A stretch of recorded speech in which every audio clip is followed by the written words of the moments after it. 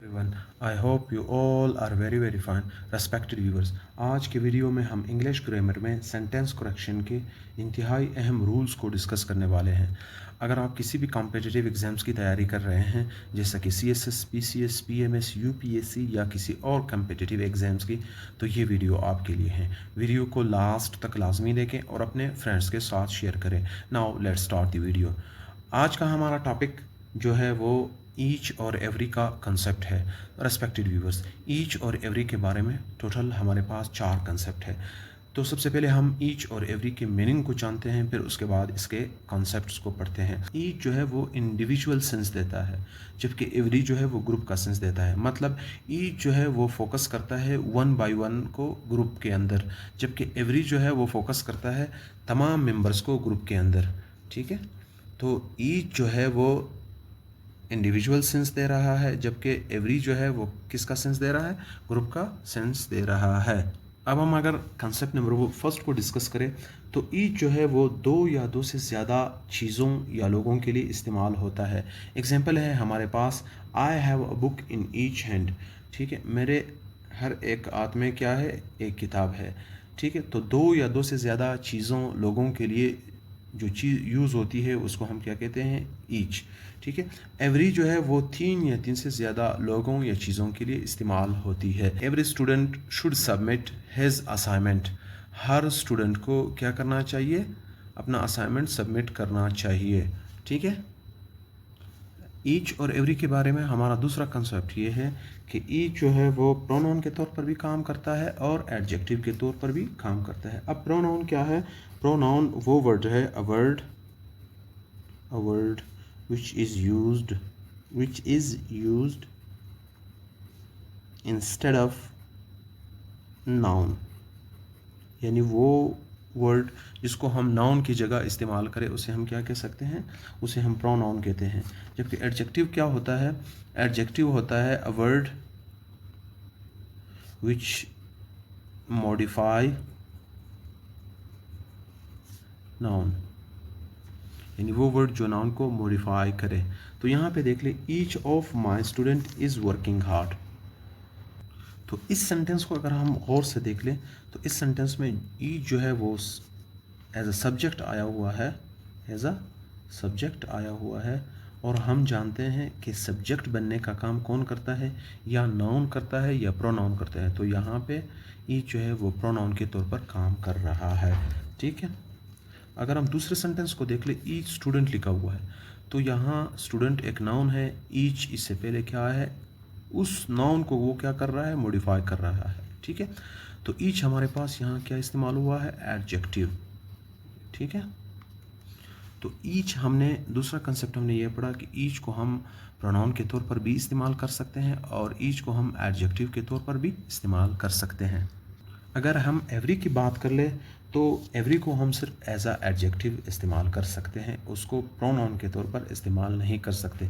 जबकि ईच के बारे में हमने ये पढ़ा था कि उसको हम प्रोनाउन और एडजेक्टिव दोनों के तौर पर इस्तेमाल कर सकते हैं। अगर सेंटेंस में आ जाए एवरी ऑफ माई स्टूडेंट्स, तो ये बिल्कुल रॉन्ग है, क्योंकि एवरी को हम प्रोनाउन के तौर पर इस्तेमाल नहीं कर सकते। Every student is very talented, यहाँ पे एवरी फिर किस के तौर पर इस्तेमाल हुआ है? एज अ एडजेक्टिव के तौर पर इस्तेमाल हुआ है। तो हम ऑलरेडी पढ़ चुके हैं कि एवरी को हम एज अ एडजेक्टिव यूज़ कर सकते हैं किसी भी सेंटेंस में। तीसरा कंसेप्ट है ईच एवरी के बारे में। ईच एवरी के बारे में हमारा तीसरा कंसेप्ट क्या है? वो ये है कि ईच को हम एब्स्ट्रैक्ट नाउन के साथ यूज़ नहीं कर सकते। एब्स्ट्रैक्ट नाउन क्या है? वो नाउन जिसको हम टच नहीं कर सकते, लेकिन सिर्फ क्या कर सकते हैं? फील कर सकते हैं। जिस तरह लव, मोमेंट, चांस, ये तमाम हमारे पास वो नाउन है जिसको हम क्या कर सकते हैं? टच नहीं कर सकते, इसको हम सिर्फ फील कर सकते हैं। जो ईच है उसको हम एब्स्ट्रैक्ट नाउन के साथ यूज़ नहीं कर सकते। अगर इस तरह सेंटेंस आ जाए, I have each reason to be happy, तो ये सेंटेंस रॉन्ग है, क्योंकि अभी हम पढ़ चुके हैं कि ईच को हम एब्स्ट्रैक्ट नाउन के साथ यूज़ नहीं कर सकते। करेक्ट सेंटेंस क्या है? I have every reason to happy. जबकि एवरी को हम एब्स्ट्रैक्ट नाउन के साथ यूज़ कर सकते हैं। एग्जाम्पल सेंटेंस ये है, I have every reason to be happy. Each और ए बारे में हमारा कंसेप्ट नंबर 4 ये है कि अगर ईच के बाद डायरेक्ट कोई नाउन आ जाए तो वो नाउन क्या होगा, वो नाउन हम इसको सिंगुलर लिखेंगे। अगर इस तरह सेंटेंस आ जाए, ईच स्टूडेंट्स इज़ रेडी, ठीक है, ईच के बाद डायरेक्ट क्या आया हुआ है, नाउन आया हुआ है। तो अभी हम पढ़ चुके हैं कि अगर ईच के बाद डायरेक्ट कोई नाउन आ जाए तो उसको हम क्या लिखेंगे, उस नाउन को हम सिंगुलर लिखेंगे, ठीक है। और अगर ईच के बाद कोई प्रपोजिशन या कोई और चीज़ आ जाए, फिर नाउन आ जाए, तो वो नाउन हम क्या इस्तेमाल करेंगे, प्लूरल इस्तेमाल करेंगे। जिस तरह ईच ऑफ द स्टूडेंट, ठीक है, तो यहाँ पे जो स्टूडेंट आएगा वो क्या आएगा, वो प्लूरल आएगा, each of the students is ready. अब हम मेन रूल की तरफ आते हैं। रूल ये कहता है कि अगर किसी सेंटेंस में ईच, एवरी, ईदर, नीदर आ जाए तो ईच, एवरी, ईदर, नीदर के बाद हमें जो वर्ब आएगा वो सिंगुलर आएगा और जो एडजेक्टिव आएगा वो भी सिंगुलर आएगा। ईच, एवरी, ईदर, नीदर के बाद अगर कोई वर्ब आता है तो वो भी सिंगुलर आता है, और अगर कोई एडजेक्टिव आता है तो वो भी क्या आता है, वो भी सिंगुलर आता है। अब हम देख रहे हैं एग्जाम्पल को, each student is preparing for their exams. अब हम अगर देख ले, देयर जो है वो हमारे पास क्या है, वो प्लूरल है। तो अभी हम पढ़ चुके हैं कि ईच के बाद ईच, एवरी, ईदर, नीदर, इसके बाद कोई वर्ब आता है तो वो भी सिंगुलर आता है, और कोई एडजेक्टिव आता है तो वो भी क्या आता है, वो भी सिंगुलर आता है। तो देयर जो है वो क्या है, वो प्लूरल है। हमने क्या करना है, each student is preparing for his exam, हमने सिंगुलर क्या लगाना है, सिंगुलर वर्ब लगाना है। अब हम आते हैं और थोड़ा से प्रैक्टिस क्वेश्चन को सॉल्व करने की कोशिश करते हैं। पहला है I have a book in hand. तो अभी हम पढ़ चुके हैं कि ईच को हम दो या दो से ज़्यादा चीज़ों या लोगों के लिए इस्तेमाल कर सकते हैं। तो हाथ दो होते हैं तो इसमें हम क्या इस्तेमाल करते हैं, each. I have a book in each hand, ठीक है। Of the two boy is ready, यहाँ पे देख ले दो बॉय की बात हो रही है तो each of the two boy आएगा, ठीक है। तीसरे सेंटेंस में अब देख ले, student must submit the assignment by tomorrow. अब स्टूडेंट जो है वो तमाम स्टूडेंट क्या करने चाहिए, उनको असाइनमेंट कल तक सबमिट कराना चाहिए। तो ये एक ग्रुप का सेंस दे रहा है, तो हम क्या यूज़ करेंगे, एवरी। नेक्स्ट सेंटेंस को अगर हम देख ले, you should shake hand with guest.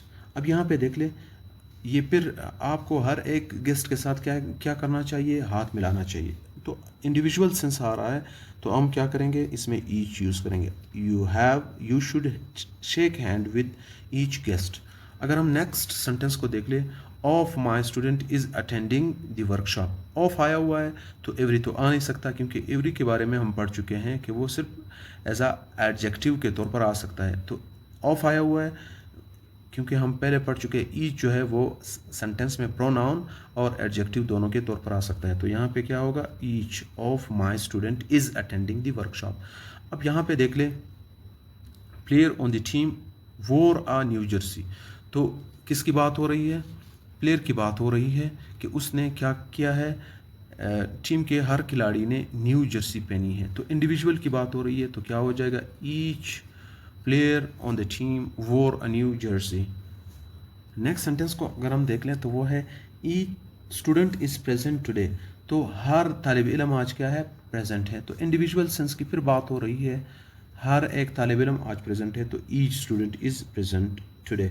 Of the answer is correct, ठीक है। फिर इंडिविजुअल आंसर की बात हो रही है तो क्या हो जाएगा, each of the answer is correct, ठीक है। अब यहाँ पे देख ले, of them was given a gift दिया गया, ईच ऑफ देम हर किसी को क्या दिया गया, गिफ्ट दिया गया, ठीक है। अब यहाँ पे देख ले, I have reason to trust हर।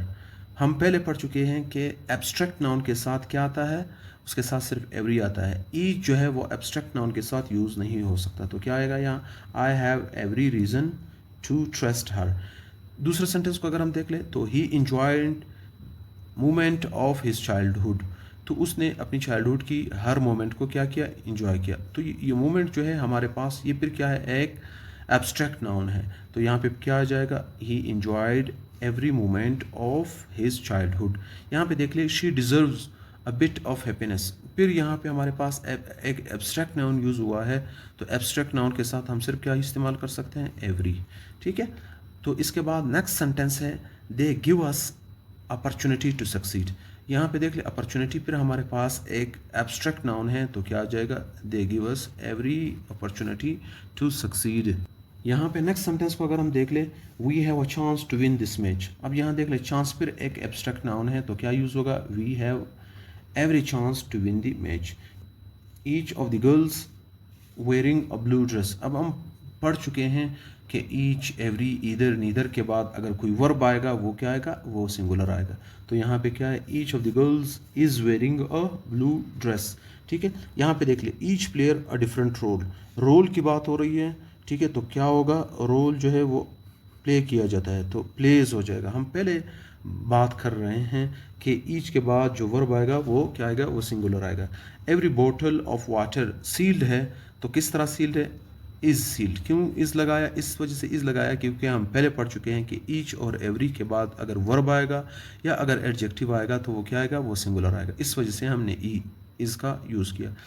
और इसके बाद हम इस सेंटेंस को अगर देख ले, either of the option acceptable. हम पहले पढ़ चुके हैं कि ईच, एवरी, ईदर, नीदर, इसके बाद अगर कोई वर्ब आता है तो वो क्या आता है, वो सिंगुलर आता है. Each of the option is acceptable. I hope आप सबको समझ आ चुका होगा.